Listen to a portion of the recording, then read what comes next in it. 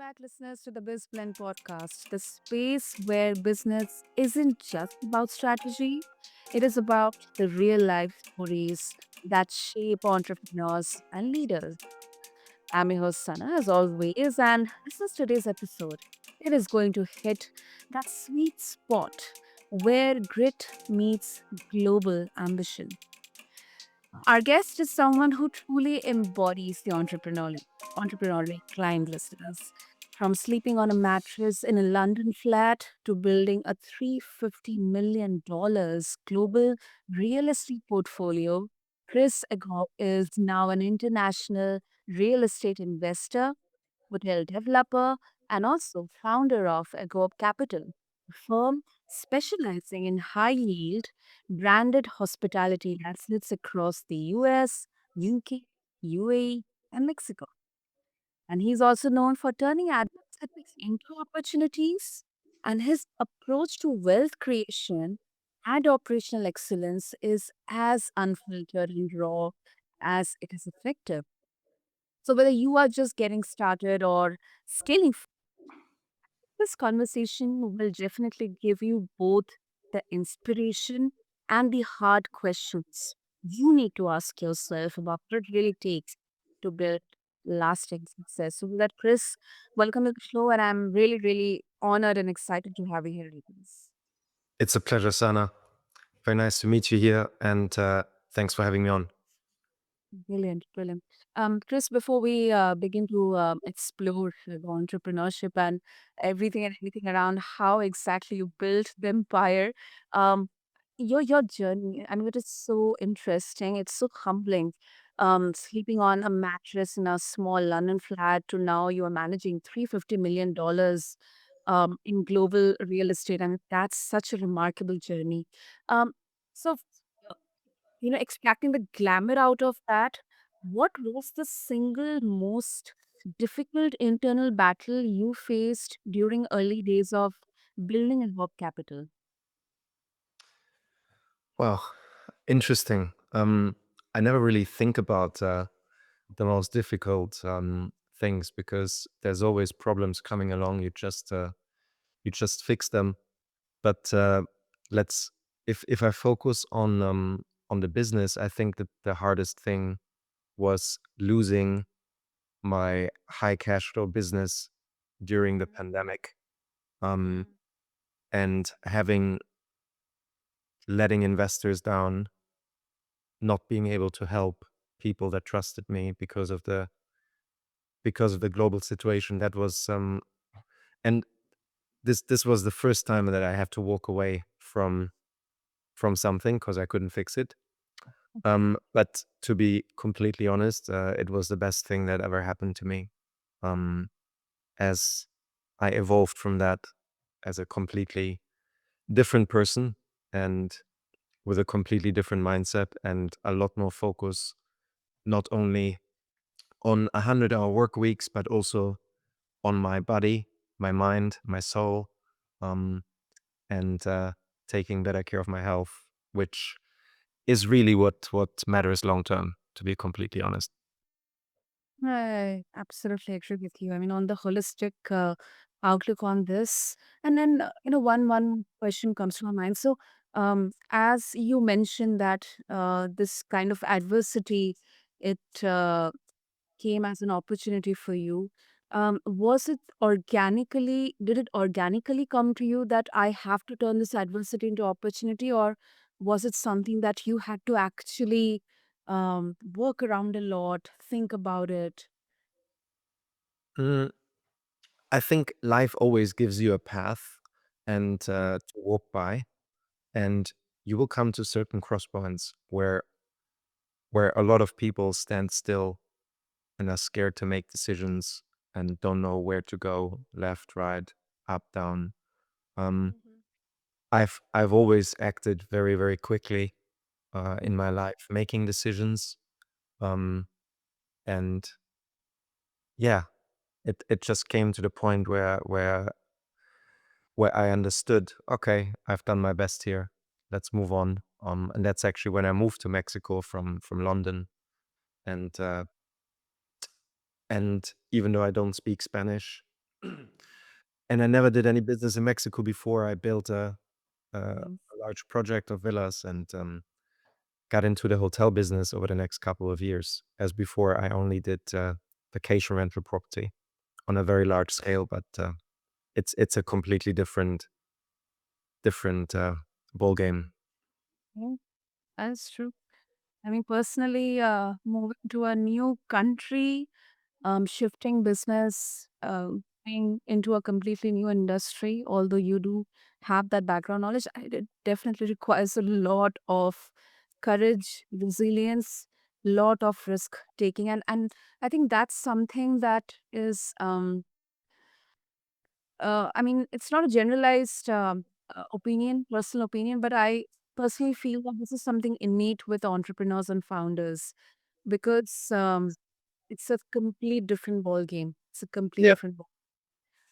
Yeah, So taking risks is one of the absolute most important aspects of entrepreneurship because you are trying to create something new. Any business, any technology, any service, and anything you're trying to provide and add value from nothing. You're trying to create something new. You're trying to take other people's market share, or even like vacation rental. yeah, When it started in 2012, there wasn't really a marketplace for it. Airbnb created this global marketplace, this global opportunity, and there was no infrastructure, no suppliers, no pricing algorithms, no one to deliver your linen, no cleaners were available and professionally trained. It was, yeah, it's extremely hard, and you need to be like with any startup, whatever it is in software, in property, etc. It's it's very hard, and you need to make difficult decisions, and you need to take very high risks if you want to create something valuable. absolutely. Absolutely. I couldn't agree more with you. And Chris, do you have any personal practices or I should say rituals that help you take those risks, or you just do your calculations and predictions and you take a leap of faith and then you just go blazing? I mean, how do you do that? Um, I think I'm actually not too analytical in that aspect, but Okay. I do collect a lot of life experience. I've always had a pretty good intuition. Based on my experiences, it didn't just come from nothing. Um, I did have a difficult life from teenager age onwards, so I'm very used to pain. Um, and taking risks and trying things out and failing. I was a professional gymnast. It can be quite painful when you misstep or misland a jump, etc. It's just part of my life since I can remember, really. And of course, when I started my first business at 19, I decided it to be something financial because I wanted freedom. Um, and the first thing I was thinking of was generating financial liquidity because that was my like what I thought gives me that first leap of freedom I was dreaming of. And yeah, over the years I became more and more analytical. But at the beginning, to be honest, at 18, 19, I didn't know nothing. My time wasn't worth much, so I just spent a lot of time and took high risks on markets, on industries that were doing okay, and then I found one that was doing really well, which was the vacation rental sector, um, which actually isn't doing so well right now. Uh, but there's other industries who are doing extremely well. So yeah. Hmm. Wow, that is really really inspiring. And you mentioned about working hard, putting long hours. Now, definitely, there's discipline required, and then the industries that you have been working in, these are like very much cash flow intensive businesses. a lot of fixed capital required, fixed assets required here. So it definitely needs a lot of operational efficiency, excellence here. But I also would like to, explore. So, where exactly is the line between being disciplined and burning yourself out in the name of growth? I mean, how do you get a hint that this is the time when I have to pull back? I have to just kind of, center myself, and then I'll get back to this. Mhm. I think when I'm eating the right food and I get enough sleep, more or less, and, I do my daily exercise, I do my daily movement. Um, to be honest, I do love my work. Of course, there is probably 50-60% of the things they're not that exciting, like raising $10 million for a project, but, they just need to get done. So I just truly love what I do. I've always done that. I've never tried to create a business or service in an industry that absolutely bores me.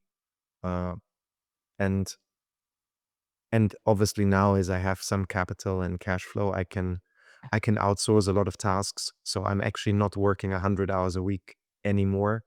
Um, my time has become way more valuable, and invested strategically into the right tasks, the right things. But 15 years ago, I did everything myself.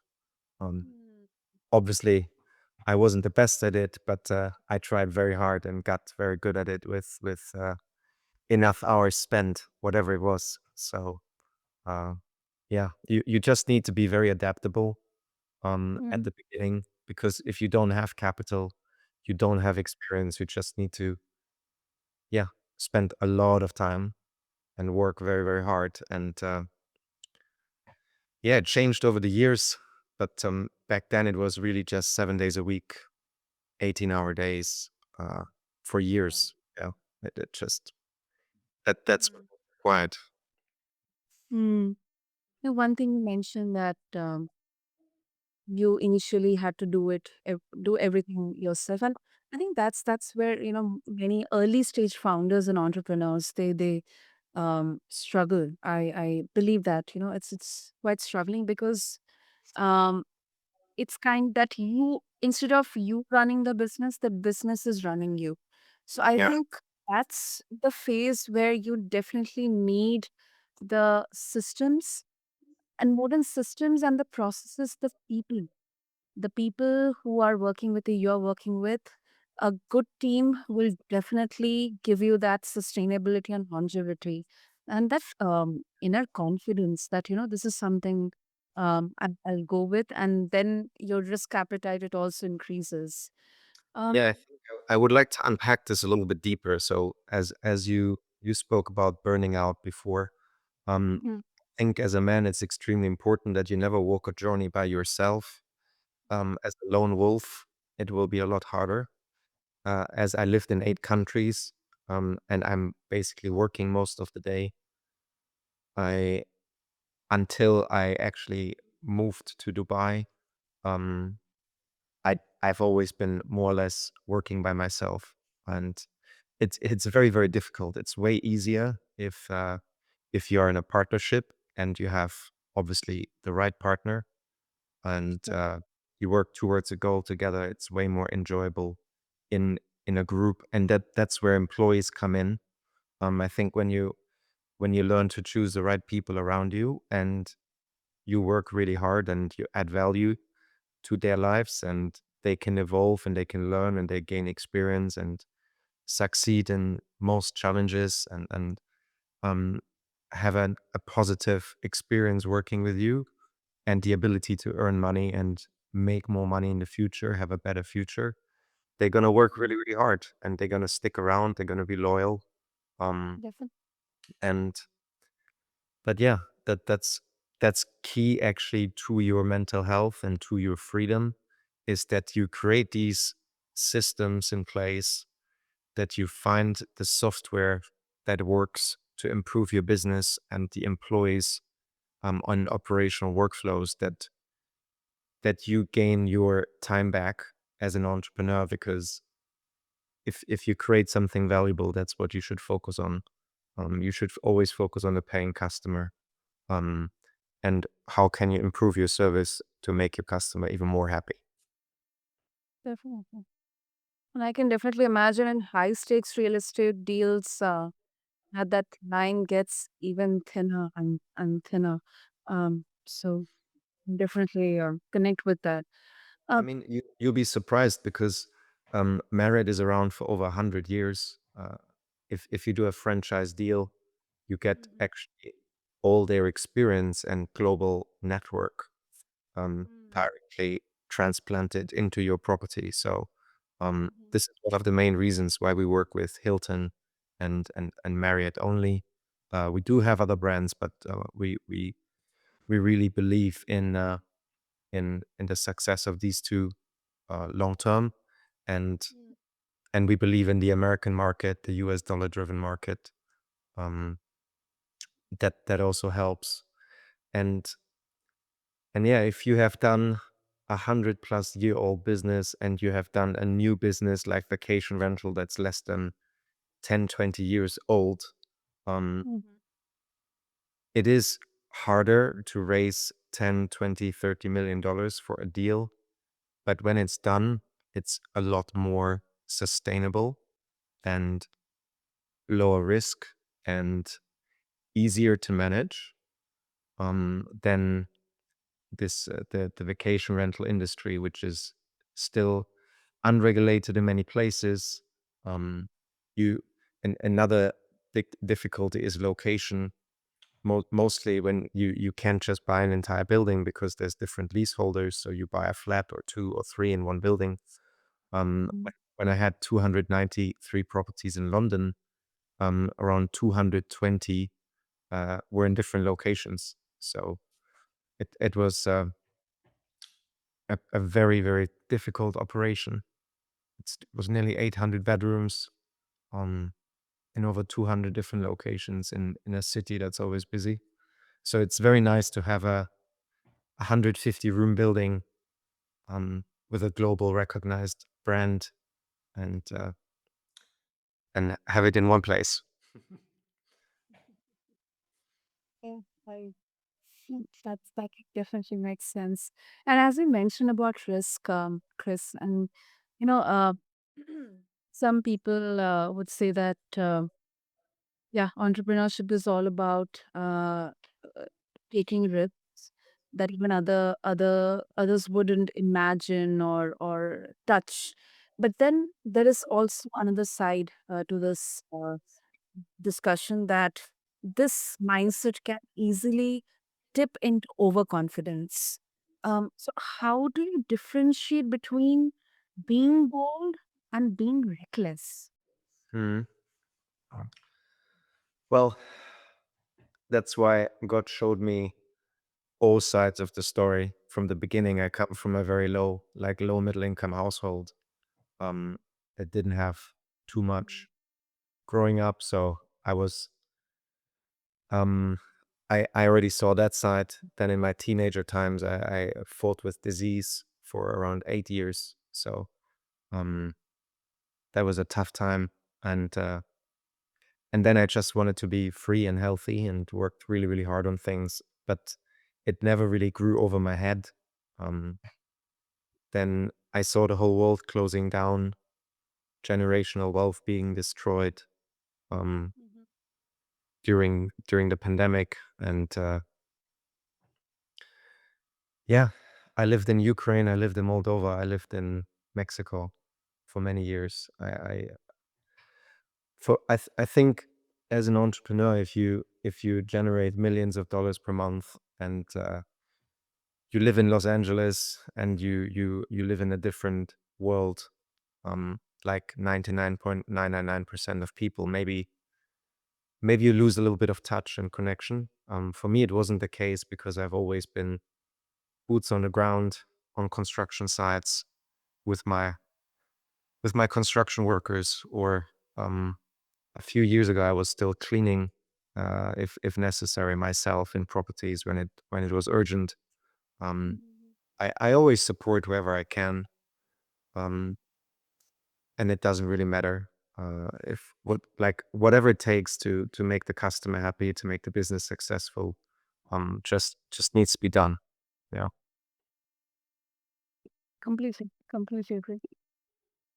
And with that, before we wrap up, I would also like to bring the global scale and the cultural nuance. Um, and talking about Agohp Capital, I mean, it operates across multiple continents. Um, so, what's been the biggest cultural or operational challenge you have faced building a truly global business? Yeah, it's a good question.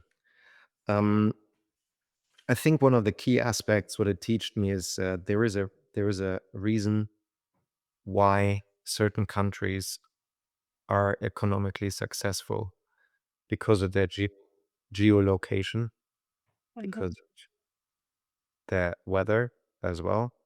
Yeah. Um, there's a few countries like the UAE which somehow breaks out of that circle, but in general, um, pretty much every culture, every country, specifically how to manage employees, is completely different, and is it's very challenging to find good employees. Um, Specifically in Mexico, it's a very very tough labor market and Mhm. very social labor laws. That has always been a big challenge.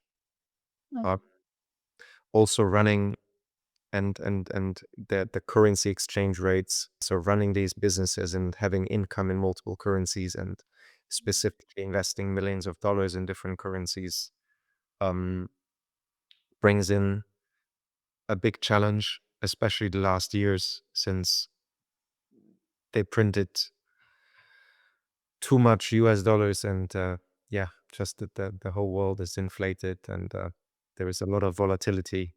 Even today, yesterday, Trump did the trade deal with Europe. Um, so today the dollar is going crazy again, um, which has been good for me actually.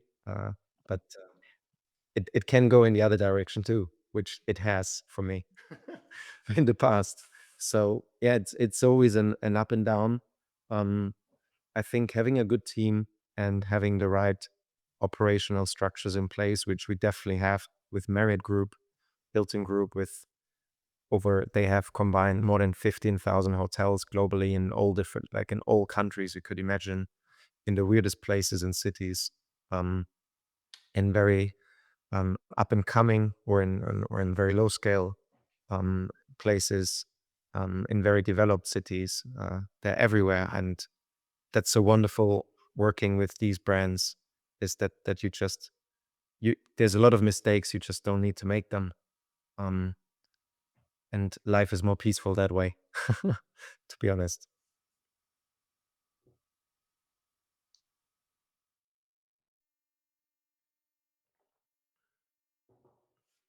Hmm.